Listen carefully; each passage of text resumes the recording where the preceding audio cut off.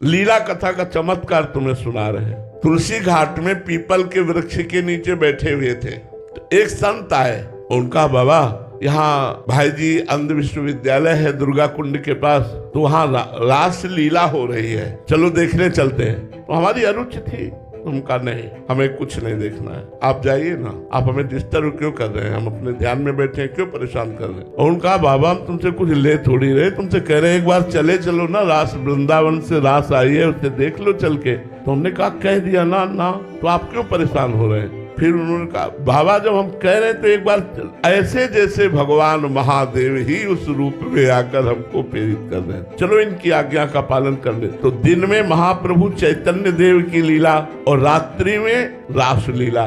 जे ही गए तो सभा लगी हुई थी। महाप्रभु चैतन्य देव का वियोग श्री कृष्ण प्रेम का, और शाम के रास लीला।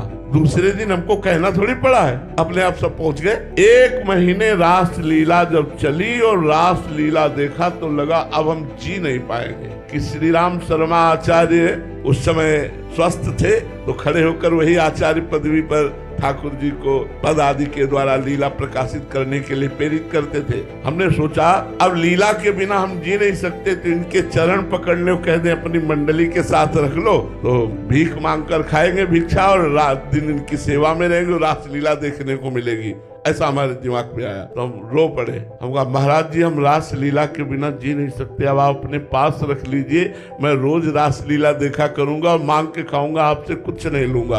वो मानो सदगुरु के वचन निकल रहे थे उस समय। उन्होंने कहा बाबा मेरी बात मान ले, एक बार तू वृंदावन आ जा, तुझे बिहारी जी कभी नहीं छोड़ेंगे। ये श्री राम शर्मा जी के वचन नहीं थे, ये साक्षात भगवान के वचन थे।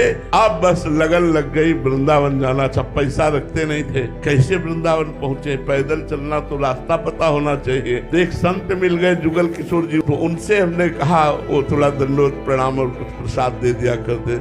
हम कहा आप हमको वृंदावन पहुंचा सकते। बोले हाँ बाबा आपको वृंदावन की व्यवस्था मैं कर दूंगा। उन्होंने वृंदावन की व्यवस्था, पहले चित्रकूट ले गए, चित्रकूट से वृंदावन आए। आज तक बिहारी जी ने नहीं छोड़ा।